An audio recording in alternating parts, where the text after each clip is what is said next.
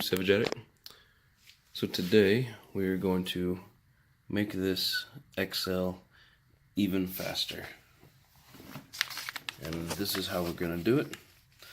We have a heavy duty HPI A994 19 tooth bell. Now the bell I'm running there now is a 17 tooth. It's pretty quick with that, but we're going to see if we can get it to go even faster. Now to help out with that, I don't know if these really do anything for performance or, like it says, on-road Savage springs. I don't know.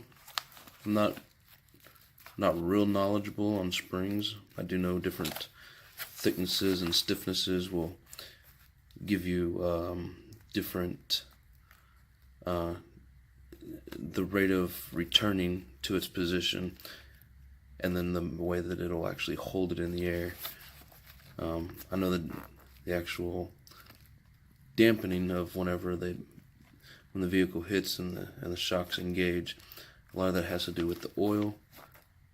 So I don't know that I'll really get much performance out of these. I've never heard of them. That build I did for that other Savage that had all the purple on it, the guy wanted these, and then I don't think he liked them because they were blue, or maybe they didn't fit exactly. I think he didn't like them because they were blue. So I said, okay, well, I will use them then. So anyways, we're gonna, maybe it'll stiffen it up a little bit. I don't know. I'm gonna open it up and I'll compress those springs and the stock springs and see if maybe they're a little bit stiffer. Maybe that'll help it on the road a little bit. Just keeping it, more steady, less bounce. And then I'm going to reinstall my sway bars that I took off the old Savage X quite a while back. So, alrighty, well, I'm gonna get to work and start getting all this stuff in there, and then we're gonna take it out and see just how much faster we can get this thing to go. Okay, here we are with a side-by-side comparison. As you can see, this stock has a lot more coils, a lot more of an actual spring. This is actually 2 individual springs, kind of set up like the newer style, the big bore shocks that they put on the newer Savages, except these I don't think these are 2-stage, because the coils are the same. And then when compressing,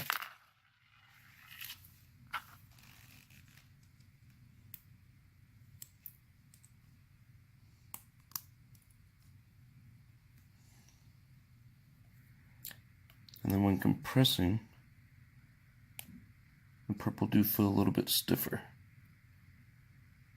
especially whenever you get it compressed, you can feel it stiffen up. So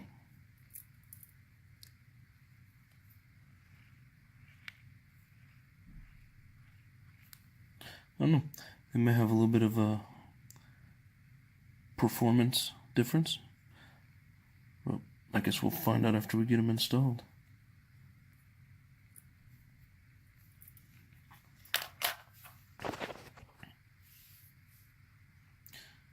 So here's the 19 tooth out of the package. Says it right on it.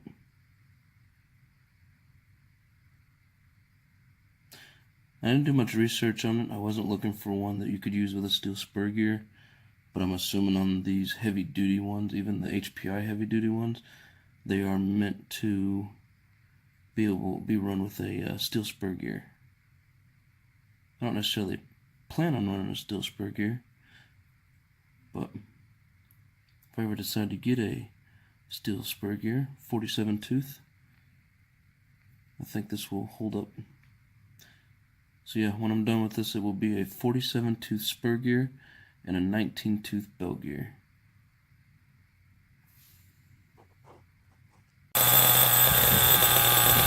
Alright, YouTube. I've got the 19-tooth bell in there. I've got the sway bars. I've got these, what are they? WFC. Work for competition blue springs.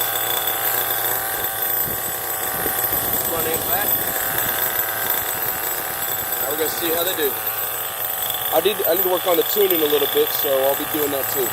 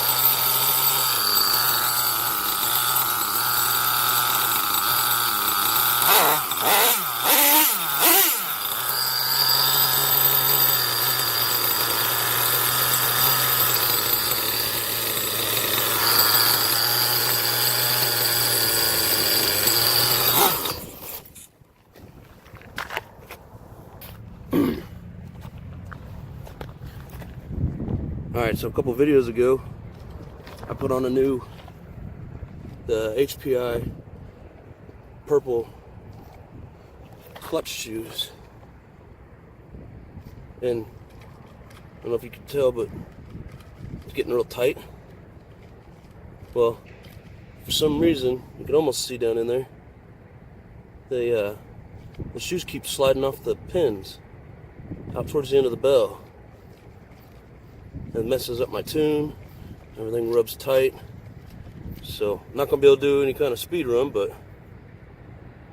with a little bit I got to do, handled a little bit better, but I didn't really get much of it on video, so I don't know, I'll get them adjusted and see if I can figure out why they keep trying to slide off. If anybody has any suggestions, let me know in the comments. Hey there, YouTube. So, a couple videos back, I had put in the purple HPI racing clutch shoes. It's got the little set screws in it. So, for some reason, those shoes keep sliding off of the pins and into the bell gear and tightening everything up, so then it doesn't run right. So, I don't know if you can tell what kind of, I mean, you can tell just by me spinning it that so it should spin freely.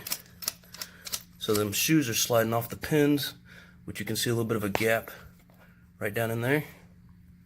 Now, if anybody understands why they're doing this and there's a fix to it, let me know.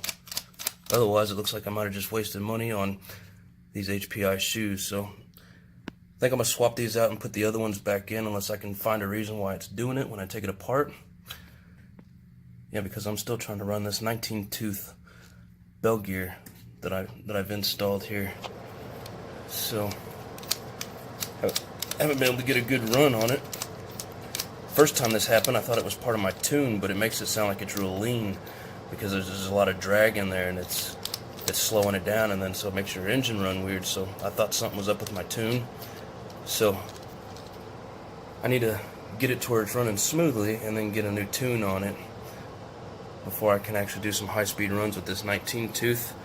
So still trying to check out my 19-tooth, my new springs, and my sway bars that I've installed front and back off of my other Savage. So okay, so I've got these shoes pushed all the way down. I've only ran this thing probably maybe half a tank on these shoes because they keep sliding up the shaft and then basically binding up the bell gear.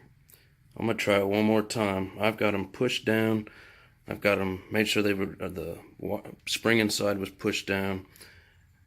Everything should be in place. I have never had shoes slide up off the pins before. They almost look like the pins are a little short, but I mean, I don't know. Again, if anybody has had this issue and knows a solution, let me know. But we're going to try it one more time. And then I'm going to send HPI an email and figure out why and what. Because if they don't stay on here, to me that's a waste of money. I'm going to figure out what the deal is. But yeah, again, if you know what causes this, let me know. Okay guys, upon further investigation, I have found that this nut that holds the flywheel in place has worked its way loose. I realized that when I put the bell on, there was a big gap down here at the bottom, and I noticed that this was setting up kind of high, so I took it all apart, and this nut is loose. So hopefully I found the reason for my shoe sliding off. So we're going to crank it down and put it all back together, and then hopefully we get a good speed run in with all the new parts. Here's another maintenance item. The amount of play. See if we can get this to where you can see it.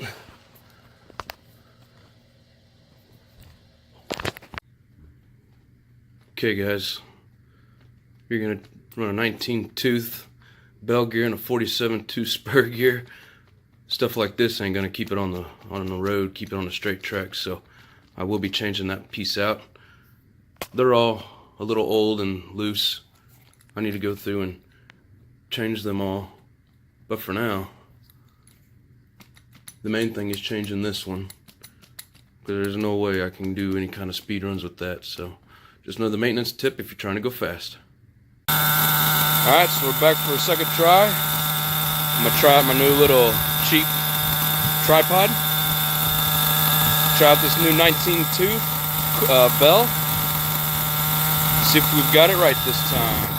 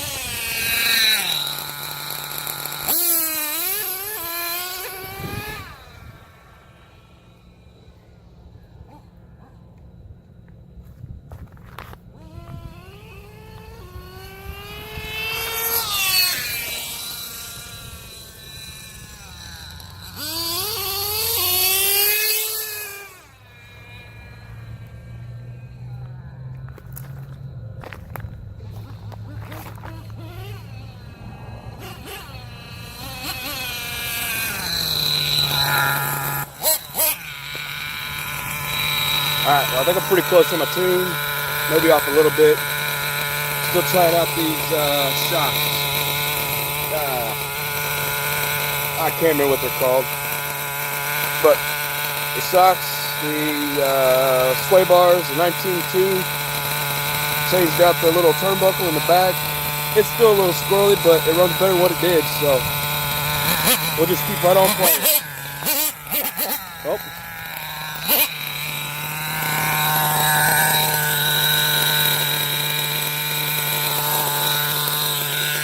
That's what it was doing last time my shoes were coming out.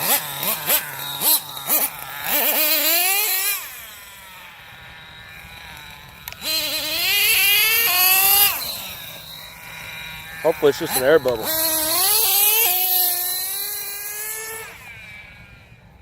Woo!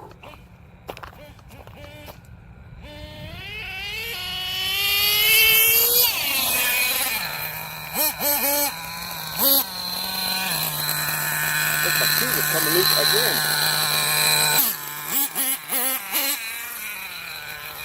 I'm gonna give up on these HPI shoes and tell them they're junk.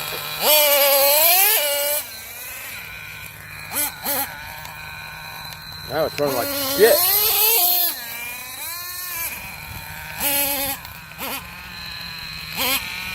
Damn it. Well, see, it's trying to go really fast, but those shoes just keep sliding off the freaking pins, and it pisses me off.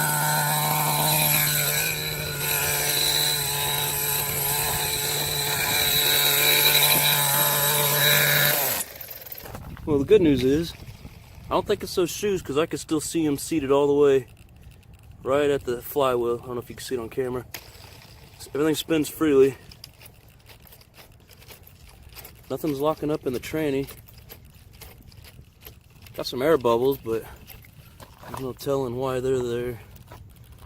So either I got something plugging my line somewhere.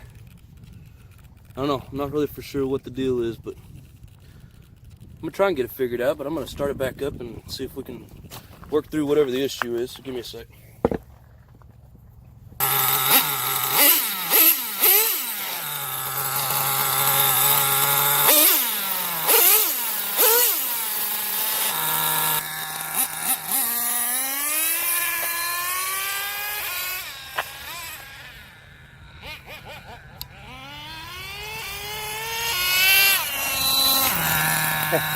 That thing is hard to hold on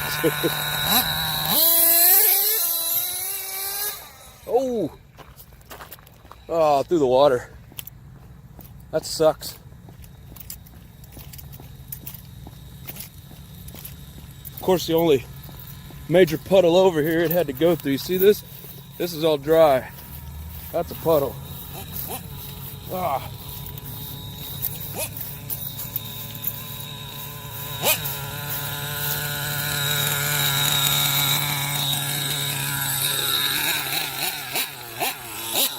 One puddle out and it went through it.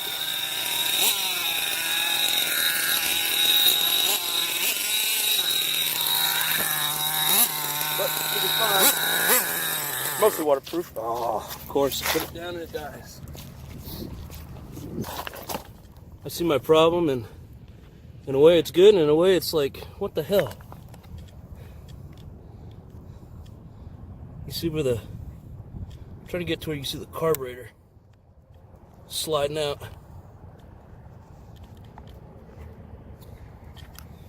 Let's see. You can see it from down there. See that shiny?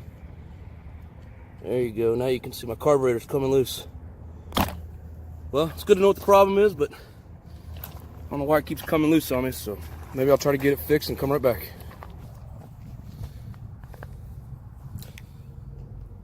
So, of course, I went to restart it. Pull cord broke. So, take it apart, reattach it, try to get another day. But I think I've fixed my tuning problem. I'm pretty sure it was that carburetor coming loose. So, my flywheel, my clutch shoes, they still seem to be where they're supposed to be. Nice and tight inside the bell. Spur gear still spins freely. So, nothing tightening up there. It's just the carburetor coming loose. I had that problem not the last time I was out, but the time before. But I don't know. Maintenance, getting it all worked out, and we will get it repaired and back out on the road. So, thanks for watching.